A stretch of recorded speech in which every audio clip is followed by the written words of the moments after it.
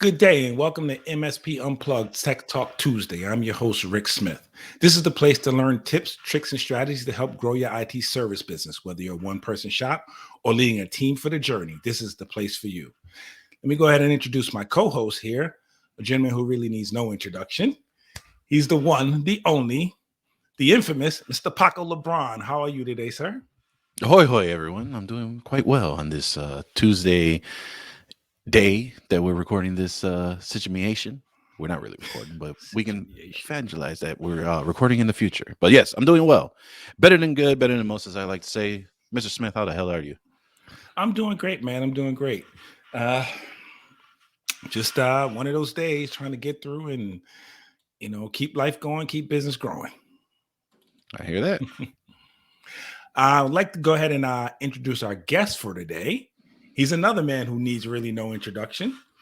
He is someone you all know and love there, the infamous Mr. Marvin Bee, Uncle Marv to all of us who know him well. How are you today, sir? I'm good, gentlemen. How are you? We're living the Good. dream. But we living got the dream.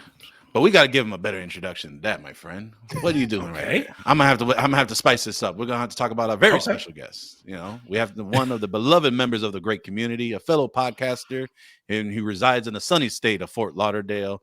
He is the returning MC of TechCon Unplugged. Oh, they love me. They brought me back. Uncle Marv over at MB Systems and IT Business Yay. Podcast. Sorry, I had to do a little justice for you there because I did kind of hint at that last week, but I wanted to make sure we got all the formalities out the way.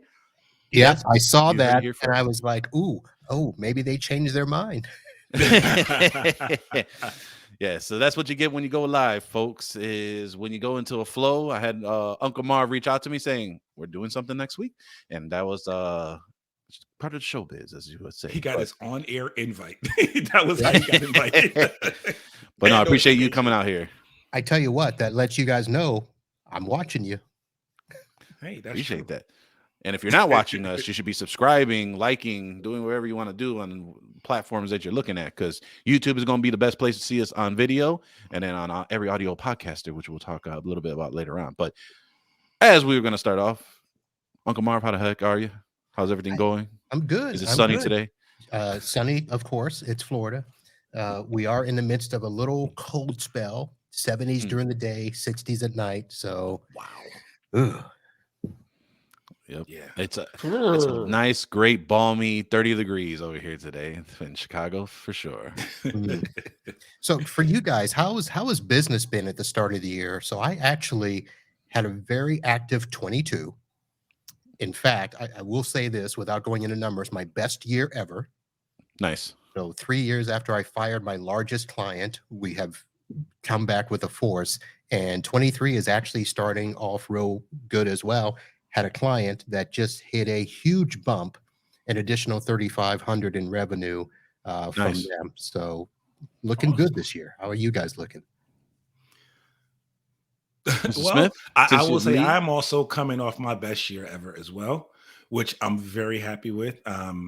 Again, actually exceeded my revenue goals, did not meet my client growth goals, but I'll take what I can get. So I am definitely looking forward to 2023. And like I said, I've said in a couple other podcasts, I'm not, recession be damned. I'm gonna keep going and keep bowling through, and we'll get through it good. So I'm feeling positive about it. Very cool. As Dave Chappelle says, we're broke. No, I'm kidding. No, we actually did go ahead and we actually did a lot better. It seems every year we've been doubling our revenue, which is pretty cool. Just that we're taking serious on what we're trying to do, things that we're trying to implement. But I think the revenue goals hasn't really been much of a great thing for us. Like, it's not something that we do set our goals for the revenue and our margins, but more of me enjoying what we're doing is the addition of folks at our business, right? And being able to have different personalities and different skill sets. And so we hired 3 people this year. My new business development rep who just came back from maternity leave just earlier this week. And then we have my new office coordinator that kind of took some duties off of who is now my director of administrative operations. So got some promotions, got some people that are coming out, and very great to hear that Mr. John Dubinsky is officially now, he was consulting for us the last 6 months. He is now formally our director of IT operations over at ProdigyTeks. So Yay. that is a great ad for him. A great ad having him with us. We're really grateful to have his knowledge, his experience, and you can just tell the way that we're doing things the past 6 months, where we've kind of melded together of what he's done and what I kind of view kind of moving forward, has really excited the team. And so it just shows a lot of the commitments for everyone. So that's what really provides me to say on, being successful, right, as a word, for my employees to care more about the business than myself. It's definitely a heartwarming fear. So yeah, so that's what I would say for success, and kind of going from there. It makes me laugh. You got some great titles there, though. Everybody has a great title: director of, chief of.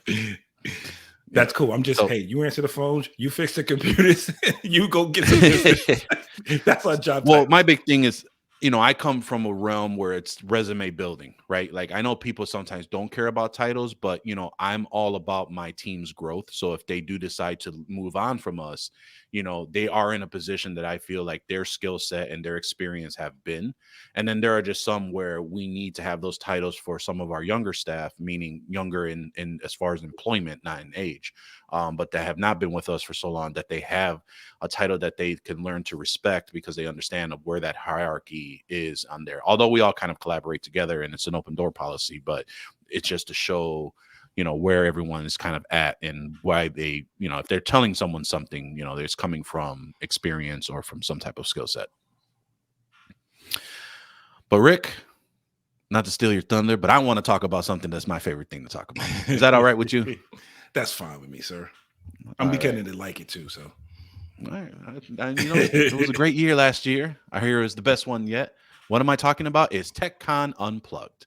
TechCon Unplugged will be in Woodbridge, New Jersey this year. Yes, you heard right. It will be in Woodbridge, New Jersey, September 7th through the 10th at the Delta Hotels Woodbridge.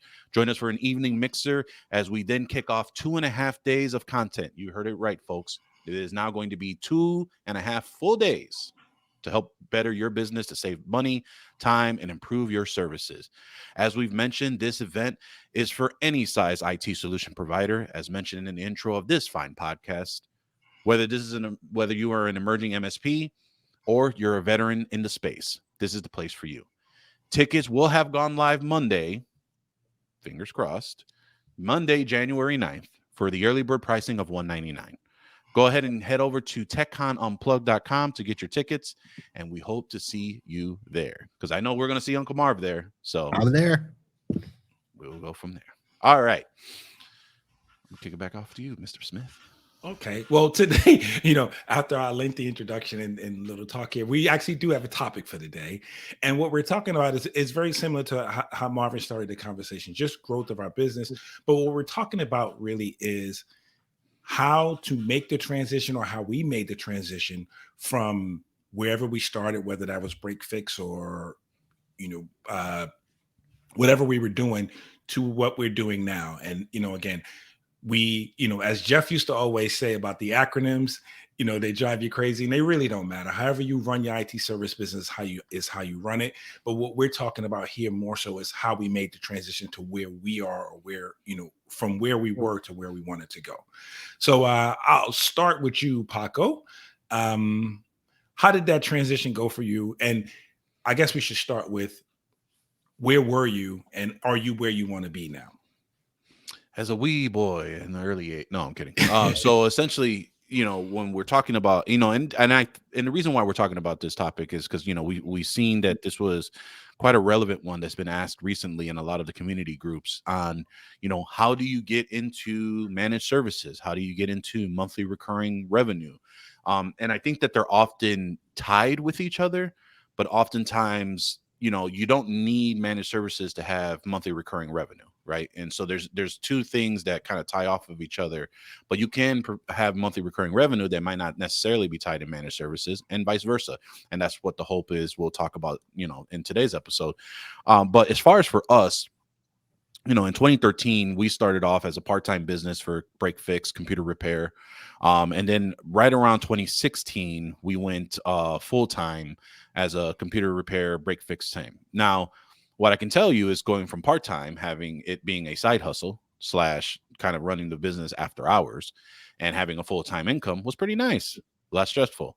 But as everyone said, trying to go ahead and start your business, and really focus on it, you need those hours to help grow and maintain that skill set and really, go all in. So we did in the end of 2016, going into 2017. And that's when I learned monthly recurring revenue is a necessity and a big thing to have, right? Because, when it comes to break fix, and for those who have never heard those terms, or, what are we referring to as those terms? In my definition of break fix is someone that is getting something to you that is broken, and you are going ahead and fix it, and they are paying you for either that job or your time and the materials. So that's what I'm referring to as break fix. And so from that break fix to transition to monthly recurring revenue or managed services is what we chose to do for our monthly recurring revenue. Was a bit of a lengthy process, but we did put some steps along the way. But I would say, to answer your question, Rick, on that lengthy discussion and answer, is that from break fix to monthly recurring revenue probably took us about 2 years to really fully fledged to get some good monthly recurring revenue to come into the business. Okay. Now, Marv, I know you've been in the business for a long time. So give us your story if you can condense it a little bit. I know you have an extensive resume with it, though. So, well, as don't it let them relates, limit you, Marv. Don't let them limit you. You can't hold me down, man. go for it, man. I was born a poor black boy. Steve Martin, the jerk. Yes. So, for those that do not know my story, I actually was working for a local IT shop, and we were getting requests for on-site support, and he would not do it. And he would let us do it after hours as long as we purchased our parts from him and yada, yada, yada. To make a long story short, I realized this was an opportunity, and I went out on my own. And of course, at the beginning, you take whatever you can get. But I got lucky in the sense that I got some attorneys that wanted me to commit to working for them on a regular basis. And I said, well, I need for you to commit to pay me on a regular basis. And we started off with the term retainer, which is what attorneys are used to. And my first client was a $600 retainer per month. And all that guaranteed is that I was going to show up every Wednesday morning and see what they needed to be done. And if, it took me a couple of hours, I would work a couple of hours. If there was nothing to do, I left. But that was their way of knowing that there was consistency. Now, this was before remote tools and all that stuff, so I had to go there. But over the years, as I grew the attorney clients, the retainer concept stayed in place. And all of my attorneys, you're going to be on retainer if you want my services. And they understood that, they agreed, and that turned into remote management and into MSP. So from my perspective, the monthly recurring revenue doesn't necessarily equal MSP and vice versa. But, now here we are in 2023, and I'm trying to adapt all of my customers to that model. Now, I still have a couple of people because I've got clients that go all the way back to the 90s. Yes, you heard that are still my clients, and they haven't fully accepted the change to MSP, but they don't know that I'm billing them MSP style. So that's my story. Okay, cool. Yeah, and mine just is a little. I started as a break fix coming from corporate. I started as a break fix in my basement, actually, and my model was a little different because everyone had a shop. I couldn't afford to open a shop. So what I did was, okay, I'd advertise and say, hey, I'll come to you. I'll come on site, fix your machine for you. If we cannot fix it within an hour, I'll take it with me and we'll get it back to you within 48 hours. That was my business model the whole time. So I would charge a fee basically to come pick it up, bring it back. Because some jobs, after a while, you start to learn what you can fix immediately and what you can't. Now, this was all residential. So after a while, I said, hey, I can just come pick it up and I'll take it. We'll get it back to you 24 to 48 hours. So we always said 48 hours. We shot for 24 hours. And that's really how I started. That was in 2003. And I did that for a long time, running a business, but not really running a business. And what I mean by that is I did all of that. It made a decent income, but I was running the business as a hobby. So then eventually I started to realize, hey, you really gotta, I got kids, I got a family, I got a house. I got to take this more serious. Can't give so many breaks, can't do this. So it manifests into a real business, but I never moved into a shop for that. I always just did it from home, which worked out perfect.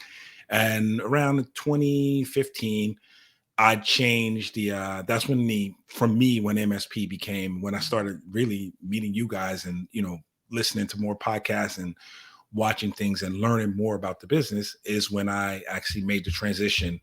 I changed the name of the company. I rebranded. I've told that story before on why I rebranded. It was a kid thing, but and then I transitioned. And so in 2015, I transitioned to start that MSP quote unquote journey. And I had a lot of clients, like Marvin said, I had a lot of clients who were in business, particularly a lot of doctors who were paying me, to do work for them every month. I was showing up. So again, I was getting some kind of recurring revenue without necessarily calling it recurring revenue. And that's what turned myself into the business. And it's led to the growth that, I'm going through now. So that's my short story long. But what I want to talk about, I guess, I think we should transition next is, what is the, I guess, when you made that click to go from break fix or whatever you call it to where you are now, are you now exclusively all business, or do you do a hybrid, or how do you work with your clients now, or what clients do you take on? Either one of you. That's directed to me, since you guys already know each other's answers. In short, all new business for us is business only. We do not do residential. The only exception is if it's the owner and the owner signs the check and wants us to do something at their house, I think I'm going to try to work it out as best I can. But in terms of somebody calling from home and saying, hey, can you come do this? No, we don't do on-site for residential or anything. Now, I do have a couple of old-time clients that just literally don't want to go anywhere. If they want to bring their stuff to the office, I'll take care of it. Which, in matter of fact, I have somebody coming in tomorrow because I'll tell the story later. That's pretty funny. But in terms of new business, it's all businesses, and they have to sign a contract before we engage, which may be a little different than some. I just decided that as soon as we have that first conversation, the first thing you're going to get from me is the master service agreement. I'm not going to give you a quote. I'm not going to come see your stuff.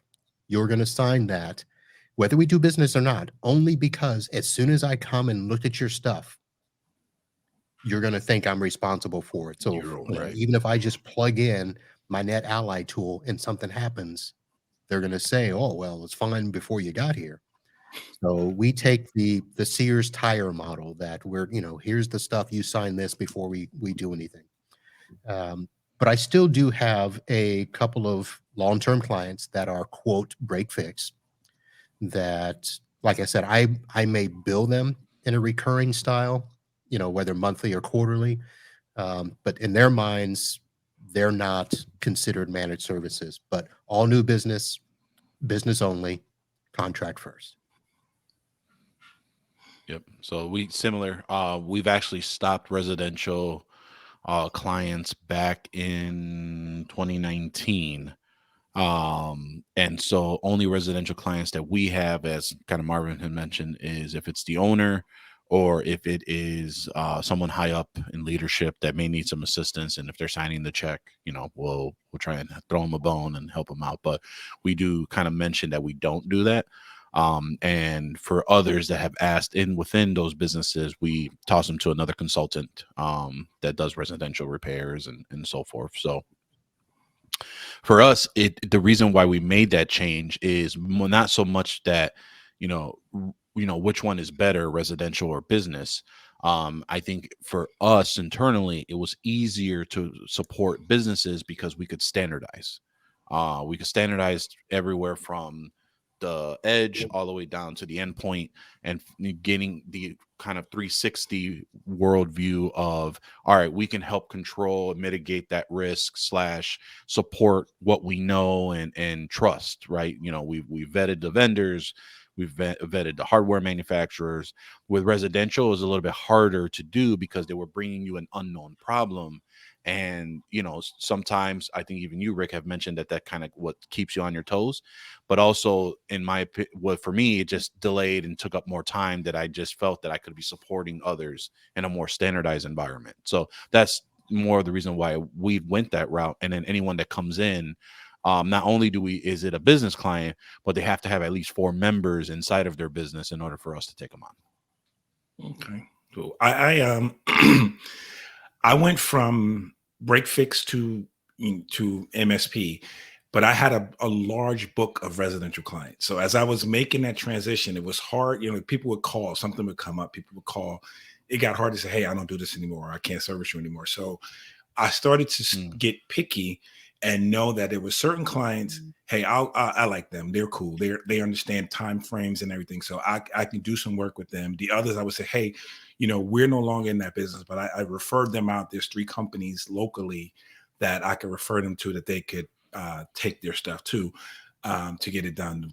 The part they didn't like was the fact that those guys did not come out to them, but it was the best I can do. So, transitioning that as the time has gone on, I still have some clients that I've dealt with in the past that still will call me. And if it's something that, I can do, I will go ahead and continue to do it. So I would say now my makeup is about 90 just straight business clients and 10% those break fix clients. But what I have done for those clients, and this, again, will help for me, it helped me determine who I was going to work with and not, is say, hey, what we do now is on a contract model. We do it on a contract basis.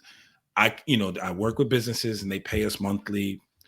I can offer you something very similar to that for your, if you want me to service your machines. So I do have a unpublished but small residential or small home business contract line that I run, that I charge those customers for. It's not, it's not a ton of money. They don't call as much, but they get the same, treatment we would give a business account, as far as having an RMM on, keeping things up to date, and things along that nature. It's remote only. We don't go out. I don't go out. If I have to go out, then there's a charge for that, and they understand that. But that bit of it is, it's brought in, and it's funny when we talk about Marvin, we talk about looking at your revenue. That was when I looked at this year's numbers, that home-based contract, I call it home pro business. Home pro service. That home pro service was 15% of my revenue this year or last year. So it's still, it makes up a nice chunk of change for those customers who take it. It's not not something I advertise, again, like I say, and I don't give it to, there's not something new for anyone else. So as these customers start to go away, that will, the revenue will go down and that will phase out. But it is a nice chunk of change that, and again, sometimes, like I say, those problems, sometimes they're unique at times. So they keep you on your toes and keep you busy and keep you sharp. So I do like that. Do you charge them monthly, or do you charge them quarterly or annually? I give them the choice. Most of them will pay semi-annually. Like I'll tell them, hey, it's going to cost you. I base it exactly the same way. Like the way I charge for my MSP is I charge on 4 things: users, platform, workstations, and servers. For them, they just get a workstation and a user charge. So whatever that breaks out to be, and then they get the option. They can pay it monthly, they can pay it quarterly, they can pay it semi-annually. Most of them pay it every 6 months, which is fine with me. It's just, they'll pay it in January and then pay it again in June, and then it renews. So we just gotta, and the funny thing is we just got a nice group of payments that came in at the beginning of the year because it's just on, it's on auto pay and everyone pays. So yeah, that's just the way we do it. And it's worked out. And the funny thing about it is the only time it is really work is if the client decides they need a new machine. And that's when, I end up either ordering it for them, having it shipped here, set it up, and then drop it off to them. That's when I charge that fee to go and drop it off to them. But so that's really, for the most part, the only time I really have to go on site. And they're not, I've been able to pick and choose. So they're not very, quote unquote, needy. As I guess is the one of the reasons we try to stay away or limit the amount of residential work we do. So it just works out. But as we talk about that, and we talk about who you do business with and how, when someone is making that transition, and you guys have both made it, of course, different ways. But what are the I know I ran into a lot of pitfalls myself. I didn't have the knowledge I needed when I started. And I started making that transition. But what are some of the things you guys recommend or could suggest to someone thinking about, making that transition, taking their business to that level? Sure. So when I went full time, I was like, I got to make money and fast. So I got to figure out how I'm going to make this work. And so, funny enough, this was around the end of 2017. Where we were still doing break fix. We were still that was kind of, so the year 2017 was interesting for me because when I went full time, I had a severance from the previous job. I was working with a national residential on-site provider doing IT stuff. And so really technically, even though I went quote unquote full time in 2017, I didn't really go full time until like 2018. Because then that's when I had no money. So then it was one of those where I had to figure it out. And so I had just started dating my fiance at the time. And so she actually provided me Carl Palachek's book, believe it or not, which was the Managed Services in a Month. And I don't know if it was like in passing or a conversation or whatever the case may be. So I read the book. It was the second edition at the time.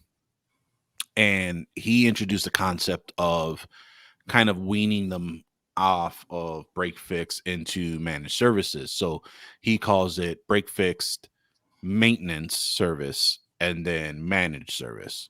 So what I took from that was, all right, well, instead of me waiting for someone to break something and then they pay me, well, I'm going to ask them to give me a retainer, but a retainer of prepaid blocks of time.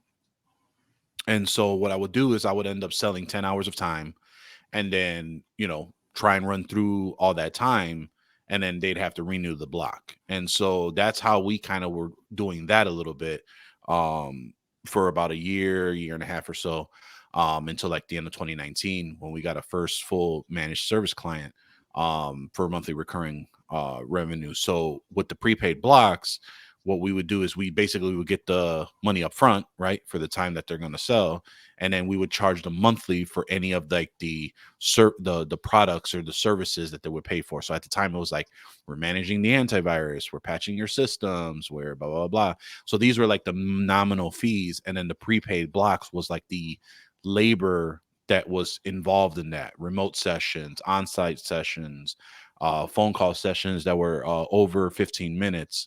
Things of that nature.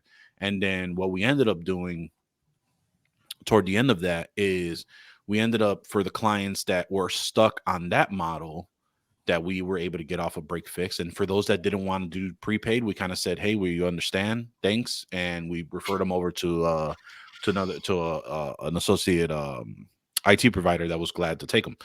And so when we did that, what I did was, because a lot of people were asking, like, well, no one wants to do this. No one wants to take prepaid. They either want to pay prepaid or they want to do break fix. They don't want to pay ahead for something that monthly if they're not going to have any value from it. So what I ended up doing was, I felt that, in learning this from a sales coach, is like, it's the psychology of getting them to just have the memory or the muscle pain of just paying every month.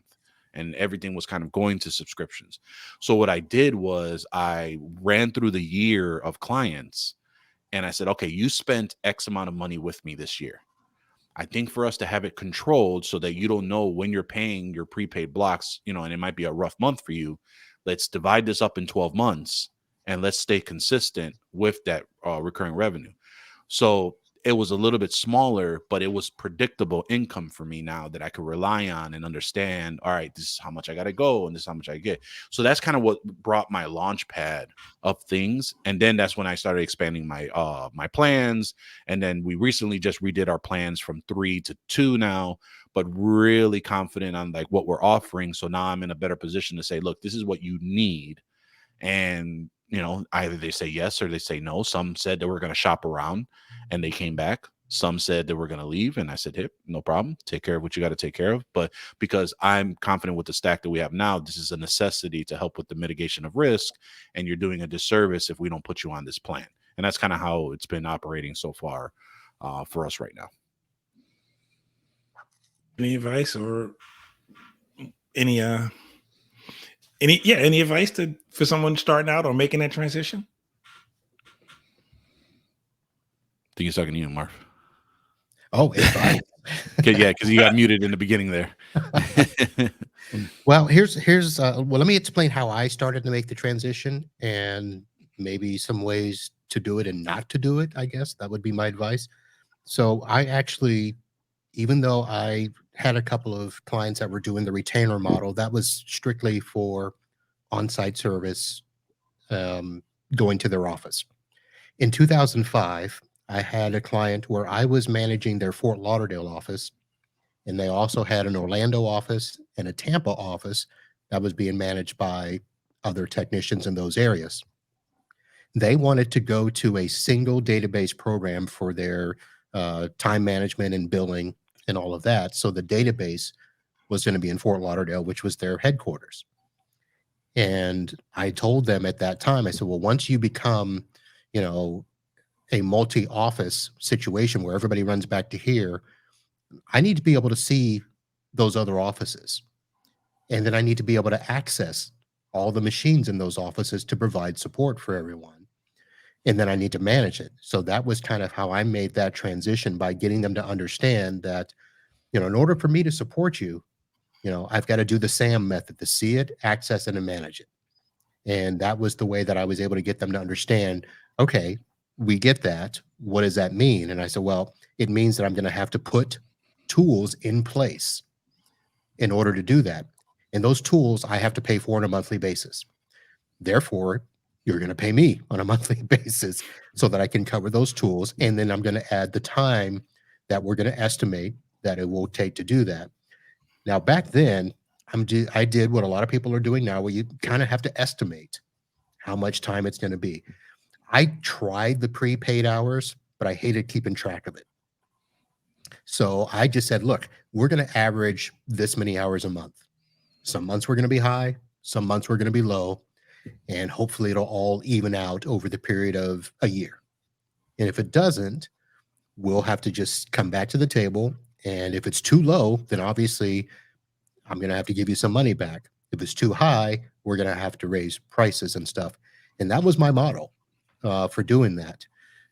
One of the things that I would recommend to people is you've got to know your cost down pat. Yes. Not just in terms of what your tools cost, but what percentage you have to mark up those tools to not only pay for them, but to pay for some of your expenses. I have an office. And since 2000, I've always had an office, except for 2.5 years when I bought my house and I worked out of the house. And that was another story in and of itself. I'm not ever going to do that again. Some people, it's great, but I've always had an office. So I had to account for office expenses, and I wasn't going to take it all out of my time. So I accounted for the margin that I was going to make off of my tools and hardware and all of that stuff, along with what is my time worth plus a margin on top of that. So one of the first things is get your costs down, and you've got to include everything. Don't just think, well, I want to make this much, so I'll charge this month. You got to account for taxes. You got to account for business licenses. You got to account for gas and mileage, ups and downs. A vendor raises their rates 30% on you without knowledge. I mean, you've got to account for all that. So that's my advice, is when you're putting together those packages or those prices or however you're going to do it, get all your ducks in a row. And I'm going to have a show on my podcast later where I have to talk about my insurance just went up another $500, cyber insurance, because of an event that happened 2 years ago. So got to account for that now. Yeah, insurance is an animal that, you know, it's amazing. I think it was Matt Lee that said this, and Matt, sorry if I'm misquoting you if you didn't say this, but I think he had mentioned that, you know, a lot of people are worried about the government regulating our industry, and what's really going to happen is it's the insurance and the financial sector, the banking industry, that's going to regulate our industry, just because of our need for them, and for us to play with them, because they're the ones getting the losses. Like, they're the one losing hand and fist. And so those industries is what's going to regulate our industry. And then it was an interesting concept when he said it, and it's true in my opinion as well, that, you know, it's just, we have to make do with that, right? Like, it's interesting where a lot of us are adopting security frameworks that we should have been, if you hadn't already, because of the services or the necessities you need, like cyber insurance or your financial throughput on even getting a loan or credit on some of these things. I've heard that financial institutions are now requiring some of these things, not only just to support them, but to even just gain access to resources and capital as well. So yeah, those, the two behemoths that are for sure coming down, and I have a feeling that those are going to really force the hand of a lot of IT solution providers to be serious about this, versus it being a hobby and just saying, hey, I'm just going to go ahead and plug a hard drive in and we're good to go. I don't accept any responsibility. Right. The insurance companies are not going to let us get away with it. I know that I've mentioned it, and it's going to get worse. Insurance companies are now asking businesses when they apply, who is your IT provider? And they're going to put our names on it. Yep. Which is going to make us responsible. And it goes back to what you said. If my name's going to be on it, then I'm going to charge accordingly, and I'm going to know what that charge is and what that, you know, one of the things I learned running my business was when I started out, I was not charging appropriately. And that comes back to bite you, because you go out of your way to build a business, to, you know, try to do the right thing. And then you realize at the end, you're not making any money, you know, or what you're doing is not worth the time you're giving. So it goes back to what Mar says, know your cost and all of your cost. You know, we sometimes tend to just take what we spend on, you know, on our tools, or, you know, or subscriptions to whatever we're using. But everything is a cost to the business. Your time, like you said, if you use your car to go on site, your car, your insurance, you know, all of these things. And then you have to plan for those things to grow, right? You're going to raise, you know, prices go up on everything, right? So you have to plan for those to grow. One of the lessons I learned is someone taught me, not in the industry, but just someone, you know, in business told me, you have to price your business, or you set your prices based on where you want to be, not where you are. And the reason for that is, if you price it based on where you are, you don't leave room for growth. So if you want to have 2, 3, 4 employees, you can't price your business based on having just you, and you pay yourself when you got a few extra dollars that's left over at the end of the month. You have to price accordingly. Now, of course, you know, that all has to be done in, you know, you're going to expand your business as you grow, so there will be more revenue. But if you're not charging appropriately let's say you have 10 clients, if you're not charging those 10 clients enough to support you when you get to 20 clients and you need help, and you're charging those same low rates, you can't afford to help, which again then brings your service down, or makes you crazy, because you're running around, you got no time, and you're making no money trying to serve now twice as many customers. So I think for me, that's the biggest lesson I learned, was learning to price accordingly. Because, and it, and the other thing I'll just say to this and leave it here. If you are giving a client a certain rate and they get accustomed to it, it is very hard for you to come to them now and say, hey, I have to raise your rates, 200%, because for the last whatever amount of years I've been undercharging you, and that is your fault. So again, I'll just emphasize it: know your costs and price accordingly, because I think that is probably, the most important thing. Because again, when the insurance comes and problems arise, you have to be able to have a cushion to support yourself for those expenses and that growth. So I mean, it's the best advice I can give. I think it's the the greatest lesson I learned, is the business lesson I learned, which I had to deal with, because Can I add on doing to it. that with a comment, Rick, for the solopreneurs?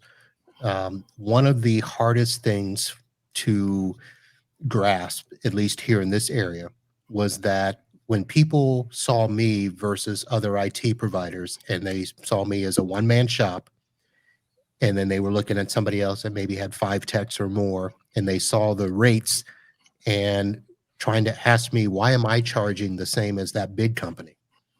And you've got to be able to defend your rates. Right. And we listen to people in the industry who just simply say, well, you got to be charging this much. And there's a lot of groups and a lot of vendors telling us what we need to charge. I'm going to say a lot of what they say has merit, but you've got to evaluate those rates based on your area, your services, and your competition. And one of the things that I use to justify my rates is that, one, I do the same services as them. In some cases, they do it better than me just because they have more resources, but in a lot of cases, I do it better than them, and here's the history and track record. I've got partnerships with companies that I know some of them don't have.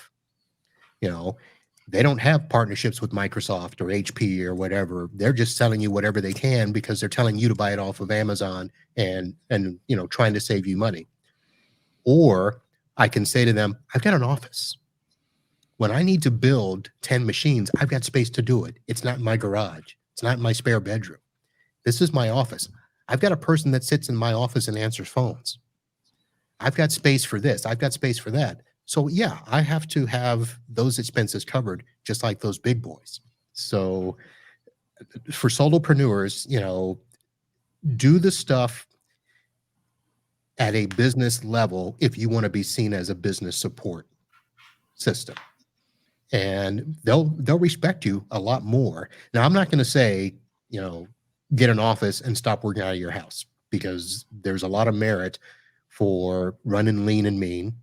And based on the support that you have, you may not need an office. But be sure to ammunize you. That's not the right word. Get the ammunition to support your rates versus anybody else.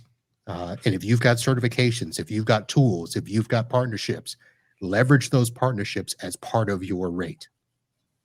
Right.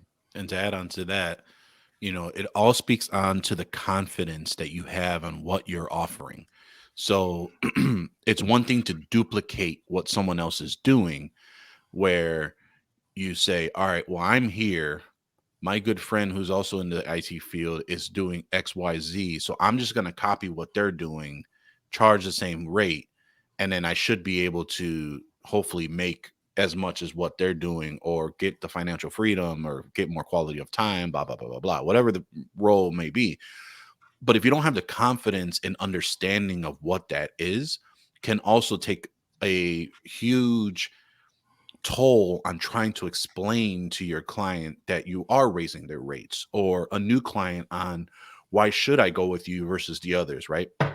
I think for us, we had a very, very hard time for a long time, where did we compete with the quote unquote big boys, right? And could we take them and whatever they had to offer? And what we realized is that with the ability of a shared network, the ability of the tools and the things that we've implemented, I know that the competition that I've lost deals with to, I'm much better at what I do and at a better service at a better price point than what they're offering for. But the question is, why is that? And the big piece of that was the confidence up until this year and being 2023 to know that, all right, now we just need the sheen. We just need the nice little, hey, we do what we do because they have all the nice marketing and the whole pizzazz and all that, whatever. So now it's the time to kick it up a notch and do it that rate. But when you're speaking to your clients, having that confidence that you know what you're talking about, and if you're leveraging vendors, have those conversations. Reach out to partners like Synchro, to Huntress, to all those that you may be using in your stack, Sentinel One, Enable, etc., and really get that conversation going and dialogue to understand, all right, I know what I'm using you for, but how can I get, because we're all tech at heart, right? We're all engineers, we're all computer technicians, we're all in the field that we love tech and we're running businesses. So that's a mind shift of its own. But then how do we leverage them to say, all right, I know what I'm getting from you. How do I explain this? How can I better myself to understand your product and what you're doing? And you'll be surprised on the amount of resources that they have, whether it's a partner enablement portal to educate you. And I'm not talking about marketing. I'm talking about education of yourself, of what you're doing and what's happening and why this makes sense in the real world, so that now you can confidently say, hey, the reason why you're paying me more is because I'm offering you now live threat hunting in a Mac OS environment, because it's now starting to become an issue, versus me saying, I just acquired this tool that now supports Macs because Macs don't get viruses anymore. Or it's a myth that Macs get viruses, and they're going to be like, BS, why? And so being able to have those conversations is what helps you with the confidence. And for those that are confident on your confidence is what allows you to make that money, deal time, etc., whatever is more important to you. One of the things I've learned is it goes, but to cap on what you guys are saying too, is the size of your shop matters less than the quality of the service you give, right? So you can be a one-person shop and give excellent, service. And if your customers feel that they're getting what they need from you, that goes a lot further than them caring about whether, you have 10 people in a skyscraper office in a skyscraper, or you work out of your basement. That doesn't, the translation is what, for every client is what is in it for me, right? What have you done for me, or what are you doing for me? And one of the things, I'm not gonna say I've learned, I am learning, right, is do the best you can to provide excellent service to you. You can't please everybody, and that's not gonna happen, right? But you do the best you can to provide excellent service. As you grow, if you were going to hire people, and that is your choice, because some people don't necessarily want to have, a 20 employee environment, on the 55th floor of an office building. Some people don't want that, and that's totally cool. But if you're going to do it, you model it, you set the standard so that anybody you do bring on follows the same model, and you continue to bring that excellent service to everyone. And I think that always will trump, going back to Marv's point, it'll justify what your rates are, because you're getting an excellent service, just like the guy on the 10th floor is giving you. I'm giving you the same service, and it justifies that, and it keeps a loyal customer. It keeps a loyal customer who is, because again, it's hard for clients to leave. But when they're done with you, they're done with you, right? So, Right. You get with so many chances. But, I just learned that if I provide excellent service and try to model that, so now, like I say, we're copying everything we do so that everyone who comes along and works is doing it exactly the same. Of course, if we need to change things or tweak it, we tweak it. But, I think that's a very important point. And size, in this case, size doesn't necessarily matter. Good points. Don't all get quiet on me now. I know you guys got a lot more to add to this, but I thought that was like an emphasis statement. All right, drop Right, the mic and that's go. it. Drop the mic. Size doesn't matter. No, but I know that didn't come out right? We swear it's a PG show, folks. We swear. But yeah, as we as we talk about this, and one of the reasons we brought this up again is going back to the roots of why TechCon exists. It is not necessarily for the big guy, the 5, 10, $20 million MSP, or it's for everyone in whatever size you want to be at, right? Wherever you are and where you're trying to get. Our goal, our hope is to to help you grow the business to where you want it to be. And what we're trying to do is offer you some strategies, some pitfalls, some things we've run into. And again, even though it's been a little bit, we're still young in the business. So, some of the things we're changing and implementing and learning from. So I think that is the main goal of all of this is why we're having this conversation. Mr. Paco, would you agree with that?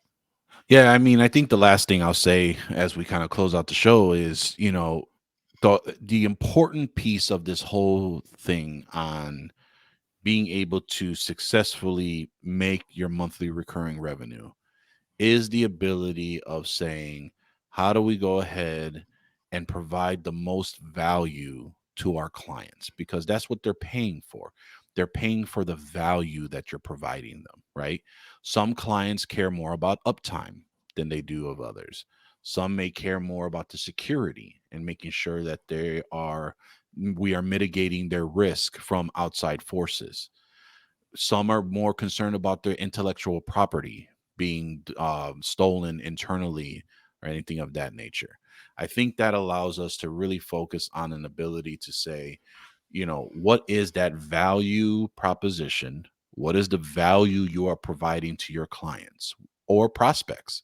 That's the biggest piece of trying to figure out, what do you want to do? How do you want to move forward? And really making this year, how do you transition from what you have, right?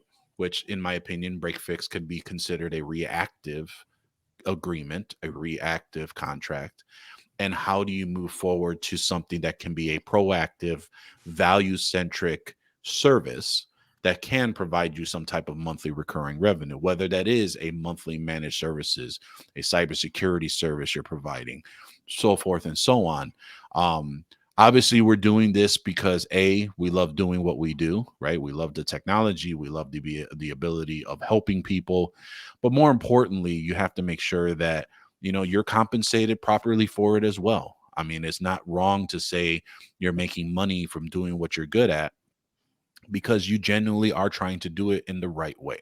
And if you go ahead and get to that position where you do move forward and you do have the ability to really focus on, hey, let's go ahead and really take down, let's see what we're offering, really focus on the ability of saying, all right, this is how we're going to go ahead and provide that value centric capability, then that's going to be the one that you want to kind of move forward from there.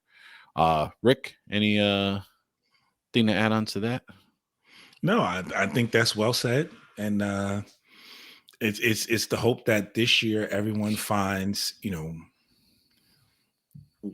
their path, or gets what they're looking for out of the business and the growth they're looking for.